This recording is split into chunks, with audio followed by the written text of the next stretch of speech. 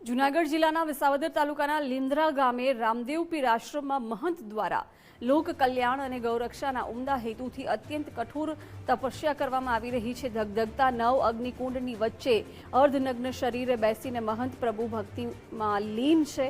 ભીષણ ગરમી અને અગ્નિની જ્વાળાઓ વચ્ચે ચાલી રહેલું આ અનુષ્ઠાન સનાતન ધર્મની રક્ષા અને વિશ્વ શાંતિ માટે છે। મહંતનું કહેવું છે કે જ્યાં સુધી ગૌમાતાની યોગ્ય સેવા ન થાય અને સનાતન સંસ્કૃતિનો પ્રચાર ન થાય ત્યાં સુધી આ સાધના ચાલુ રહેશે। આ દિલધડક દ્રશ્યો જોવા અને મહંતના આશીર્વાદ લેવા માટે મોટી સંખ્યામાં શ્રદ્ધાળુઓ ઉમટી પડ્યા છે।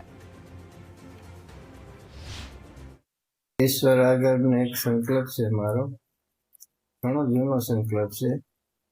અત્યારે કલયુગનો સમય જેમ જેમ પસાર થતો જાય, જેમ જેમ સમય પાકતો જાય છે એમ આપણાથી મારા સનાતનના મૂળને મજબૂત કરવા માટે, કારણ કે સનાતનના મૂળમાં મારે ઉદય લાગવા મળે છે, એટલે એના મૂળને ખાતર મળે, એના મૂળને ભક્તિથી મારું પાણી મળે।